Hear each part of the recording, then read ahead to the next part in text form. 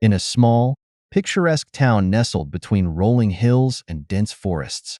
The air is crisp, and the streets are lined with quaint cottages, each with its own unique charm. Sarah and Michael, a couple in their early 30s who have been married for 5 years. They are the kind of people who radiate warmth and kindness, always ready to lend a hand to a neighbor in need. Sarah is a school teacher, known for her patience and ability to connect with even the most difficult students. Michael is a carpenter, a man of few words, but with a heart as big as the mountains that surround their town. Together, they are the epitome of a loving, supportive couple, but there's one thing missing from their lives: children. Sarah and Michael have always dreamed of having a family, but after years of trying and multiple miscarriages, they've come to the painful realization that they may never have biological children. The emotional toll has been immense, but instead of letting it drive them apart, it has only strengthened their bond. They've decided to explore adoption, hoping to give a loving home to a child in need. The couple has been through the rigorous adoption process, attending countless meetings, filling out endless paperwork, and enduring the emotional roller coaster of waiting for a match. They've been told that adopting an older child or a sibling group might be their best chance, as many prospective parents are looking for infants. Sarah and Michael are open to this idea, believing that every child deserves a chance at a happy life, no matter their age or circumstances. One crisp autumn morning, as the leaves are turning golden and the air is filled with the scent of wood smoke, Sarah receives a call from their adoption agency. There's a pair of twins, a boy and a girl, who have been in the foster system for most of their lives. They've been passed from home to home, never staying in one place for long. The agency explains that the twins, now 8 years old, have been deemed difficult by previous foster parents. They've been labeled as troubled, withdrawn, and unresponsive. No one seems to want them. Sarah's heart aches as she listens to the story. She can't imagine what these children have been through, and she feels a deep sense of compassion for them. She discusses it with Michael, and without hesitation, they agree to meet the twins. They know it won't be easy, but they're determined to give these children the love and stability they've been missing. The day of the meeting arrives, and Sarah and Michael drive to the agency's office, their hearts pounding with a mix of excitement and nervousness. They're ushered into a small, brightly colored room filled with toys and books. The social worker explains that the twins, Emma and Ethan, are shy and may take some time to warm up to them. Sarah and Michael nod, understanding that patience will be key. When the twins are brought in, Sarah's breath catches in her throat. Emma and Ethan are small for their age, with pale skin and dark, haunted eyes that seem to look right through you. They cling to each other, their bodies tense and wary. Sarah kneels down to their level, offering a gentle smile and a soft hello. Michael follows suit, his deep voice calm and reassuring. The meeting is awkward at first, with the twins barely speaking and avoiding eye contact. But Sarah and Michael are patient, engaging them in simple activities like coloring and building blocks. Slowly, ever so slowly, the twins begin to relax. Emma even manages a small smile when Sarah compliments her drawing. It's a tiny breakthrough, but it's enough to give Sarah and Michael hope. Over the next few weeks, Sarah and Michael visit the twins regularly, each time building a little more trust. They learn that Emma and Ethan have been through more than any child should have to endure: abuse, neglect, and the constant upheaval of moving from one foster home to another. It's no wonder they've built walls around themselves, protecting their fragile hearts from further pain. Finally, the day comes when Sarah and Michael are approved to take the twins home. They're overjoyed, but also nervous. They know that the road ahead won't be easy, but they're ready to face whatever challenges come their way. They're determined to give Emma and Ethan the love and stability they've been missing, to show them that they are wanted, that they are loved. As they drive home with the twins in the back seat, Sarah glances at Michael, her eyes filled with tears of joy and apprehension. They're about to embark on a new chapter of their lives, one that will test them in ways they can't yet imagine. But they're ready. They're a family now, and they'll face whatever comes together. The first few weeks with Emma and Ethan are a whirlwind of emotions. Sarah and Michael are overjoyed to finally have children in their home, but they quickly realize that the twins' past has left deep scars. Emma and Ethan are quiet and withdrawn, rarely speaking unless spoken to. They stick together like glue, as if afraid to let each other out of their sight. They're hesitant to trust Sarah and Michael, always watching them with wary eyes. Sarah and Michael do their best to create a warm and welcoming environment. They fill the house with laughter and love, trying to coax the twins out of their shells. They take them to the park, bake cookies together, and read bedtime stories every night. Slowly, ever so slowly, the twins begin to open up. Emma starts to smile more, and Ethan even laughs at one of Michael's silly jokes. It's progress, but it's fragile. One night, as Sarah is tucking the twins into bed, Emma looks up at her with those big, dark eyes and asks, "Are you going to send us away too?" Sarah's heart breaks at the question. She kneels down beside the bed, taking Emma's small hand in hers. "No, sweetheart," she says, her voice steady and sure. "We're not going to send you away. You're our children now, and we love you. We're a family, and families stick together." Emma looks at her for a long moment, as if trying to decide whether to believe her. Finally, she nods, a small, tentative smile tugging at the corners of her mouth. Sarah kisses her forehead, then Ethan's, and turns off the light, leaving the door slightly ajar. But despite their progress, there are still moments of tension and fear. One afternoon, Sarah comes home from work to find Michael sitting on the couch, his head in his hands. The twins are in their room, the door closed. Sarah sits down beside him, concern etched on her face. "What's wrong?" she asks. Michael looks up, his eyes filled with frustration and sadness. "I don't know what to do," he admits. "Ethan had a meltdown today. He just started screaming and throwing things. I tried to calm him down, but he wouldn't listen. He kept saying he didn't want to be here, that we were going to hurt him like the others did." Sarah's heart aches for Ethan, for both of them. She knows that their past trauma is going to take time to heal, but it's hard to see them in so much pain. She reaches out and takes Michael's hand, squeezing it tightly. "We'll get through this," she says firmly. "We just have to be patient. They've been through so much, and it's going to take time for them to trust us completely. But we're not going to give up on them. We're in this together, no matter what." Michael nods, drawing strength from her words. They sit together in silence for a while, holding on to each other, drawing comfort from their shared resolve. As the weeks turn into months, the twins continue to make progress, but there are still challenges. Emma has nightmares, waking up screaming in the middle of the night. Ethan struggles with anger, lashing out when he feels scared or overwhelmed. Sarah and Michael do their best to be patient and understanding, but there are moments when they feel overwhelmed themselves. One particularly difficult day, Sarah comes home to find the house in chaos. Ethan has had another meltdown, and this time he's broken a window. Michael is trying to calm him down, but Ethan is inconsolable, screaming and crying.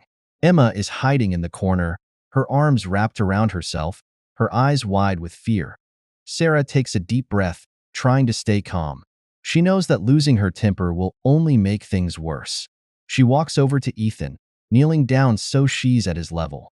She speaks to him in a soft, soothing voice, trying to get through to him. "Ethan, it's okay," she says. "You're safe here. We're not going to hurt you.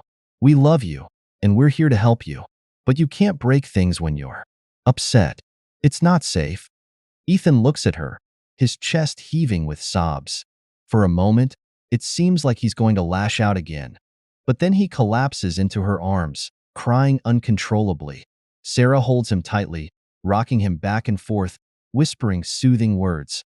Michael comes over and sits down beside them, putting a hand on Ethan's back. Emma, still hiding in the corner, watches them with wide eyes. Sarah reaches out to her, and after a moment's hesitation, Emma crawls over and joins the huddle. They sit there together, a tangled mess of arms and legs, holding onto each other as if their lives depend on it.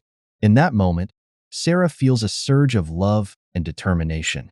They're a family, and they'll get through this together, no matter how hard it gets. Just when it seems like things are starting to settle down, a new challenge arises. One evening, as Sarah is helping Emma with her homework, she notices that the girl seems unusually pale and tired. She's been complaining of headaches and stomach aches for the past few days, but Sarah had assumed it was just a bug. Now, She's starting to worry. Emma, are you feeling okay? Sarah asks, brushing a strand of hair away from the girl's forehead. Emma shakes her head, her eyes filled with tears. My head hurts really bad, she whispers. Sarah's heart skips a beat. She knows that headaches can be a sign of something more serious, especially in a child who's been through so much trauma. She decides to take Emma to the doctor the next day, just to be safe. The next morning, Sarah calls the school to let them know that Emma won't be in, and then she and Michael take the twins to the pediatrician. The doctor does a thorough examination, asking Emma about her symptoms and checking her vitals. When she's done, she looks at Sarah and Michael with a serious expression. I'm concerned about Emma's symptoms, she says. I'd like to run some tests to rule out any serious conditions. It could be nothing, but it's better to be safe than sorry. Sarah and Michael nod, their hearts pounding with fear. They're sent to the hospital for further tests, and the next few hours are a blur of blood draws, x-rays, and waiting. Finally, the doctor comes back with the results. I'm afraid I have some difficult news, she says, her voice gentle but firm. Emma has a rare condition that affects her brain. It's called a brain tumor, and it's causing her headaches and other symptoms. We'll need to start treatment right away. Sarah looks at Emma, who's sitting on the exam table, her small body trembling with fear. Michael reaches out and takes Sarah's hand, his grip tight and reassuring. What does this mean? Sarah asks, her voice shaking. Is she going to be okay? The doctor hesitates, choosing her words carefully. We'll do everything we can to treat the tumor, she says, but it's going to be a long and difficult road.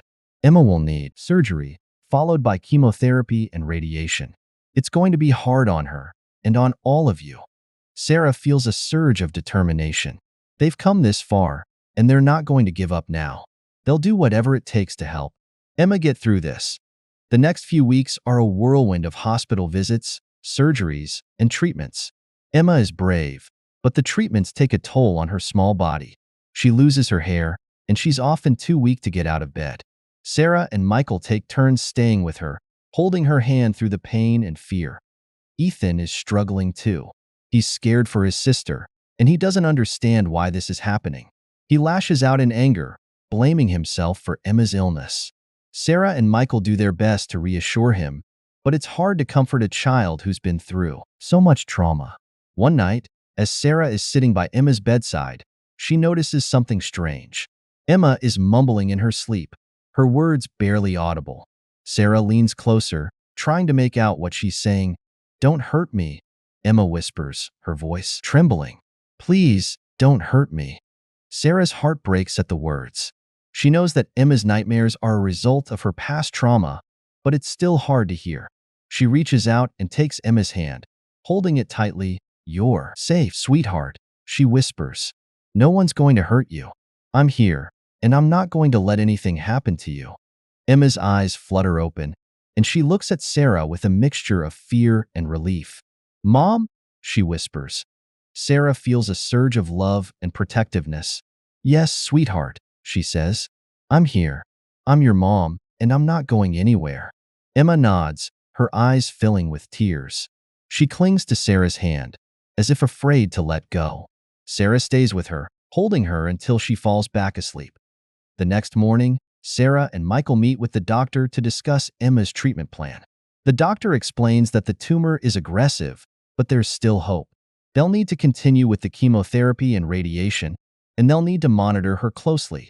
As they're leaving the hospital, Sarah notices something strange. Ethan is sitting in the waiting room, his face pale and his eyes wide with fear. He's clutching a piece of paper in his hand, and when Sarah asks him what's wrong, he hands it to her without a word. Sarah unfolds the paper, her heart pounding with fear. It's a letter, written in a shaky hand. As she reads it, her blood runs cold. Dear Ethan, the letter begins. I'm sorry I couldn't protect you and Emma. I tried, but they were too strong. They hurt us, and I couldn't stop them. I'm so sorry. I love you both, and I hope you can forgive me. Please, take care of each other. Love, Mom. Sarah looks at Ethan, her mind racing.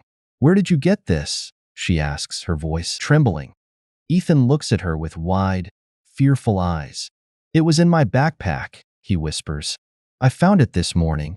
Sarah's heart is pounding as she tries to make sense of the letter. Who wrote it? What does it mean? She looks at Michael, who's just as confused and scared as she is. We need to talk to the twins, Michael says, his voice firm. We need to find out what's going on. Sarah nods, her mind racing. They've always known that the twins' past was traumatic, but this letter suggests that there's more to the story than they realized. They need to get to the bottom of it, for the sake of the twins and for their own peace of mind. Sarah and Michael sit down with Emma and Ethan that evening, their hearts heavy with fear and uncertainty. They know that this conversation is going to be difficult, but they also know that it's necessary. They need to understand what's going on, for the sake of the twins and for their own peace of mind. Emma, Ethan, Sarah begins, her voice gentle but firm. We found a letter in Ethan's backpack. It's from someone who says they're your mom. Can you tell us what's going on? The twins exchange a look, their eyes filled with fear and uncertainty. For a long moment, they don't say anything, and Sarah is afraid that they're going to shut down completely. But then Emma takes a deep breath and starts to speak. Our mom. She's not like other moms, Emma says, her voice trembling. She hurt us. She hurt us a lot. And then she left us. We thought she was gone forever. But then, we got the letter. Sarah's heart breaks at the words. She reaches out and takes Emma's hand, holding it tightly. I'm so sorry, sweetheart, she whispers. No one should ever have to go through that. Ethan looks at Sarah, his eyes filled with tears. We didn't want to tell you, he admits. We were scared that you'd send us away if you knew. Sarah feels a surge of love and protectiveness. We're not going to send you away, she says firmly. No matter what. You're our children, and we love you. We're here to protect you, and we're not going to let anyone hurt you ever again. Michael nods, his eyes filled with determination. We're a family, he says, and families stick together, no matter what. The twins look at them, their eyes filled with a mixture of fear and hope. For the first time, they seem to truly believe that they're safe, that they're loved. Sarah and Michael hold them tightly, promising to protect them no matter what. Over the next few weeks, Sarah and Michael work with a therapist to help the twins process their trauma. It's a long and difficult road, but slowly, ever so slowly, the twins begin to heal. They start to open up more, sharing their fears and their hopes. They begin to trust Sarah and Michael, to believe that they're safe and loved. Emma's treatment continues, and though it's hard, she's making progress. The tumor is shrinking, and her doctors are hopeful that she'll make a full recovery. Sarah and Michael are there for her every step of the way, holding her hand. Through the pain and fear, one evening, as they're sitting together as a family, Emma looks up at Sarah and Michael with a small, tentative smile. I'm glad you're our mom and dad, she says, her voice soft but sure. Sarah feels a surge of love and gratitude. We're glad too, sweetheart, she says, her voice filled with emotion. We're so lucky to have you and Ethan in our lives. Ethan nods, his eyes filled with a mixture of fear and hope. We're a family, he says, his voice trembling. And families stick together, no matter what. Sarah and Michael nod, their hearts filled with love and determination. They've been through so much together, but they've come out stronger on the other side. They're a family, and they'll face whatever comes together, no matter what. Yes, they sit together, holding on to each other.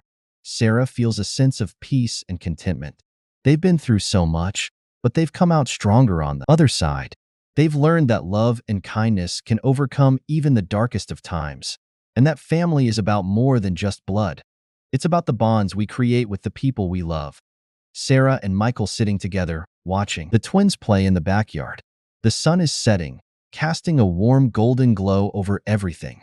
Sarah leans her head on Michael's shoulder, feeling a sense of peace and contentment. We've come a long way, she says, her voice filled with emotion. Michael nods, his eyes filled with love and determination. We have, he agrees. And we'll keep going, no matter what. Sarah smiles, feeling a surge of love and gratitude. They've been through so much, but they've come out stronger on the other side.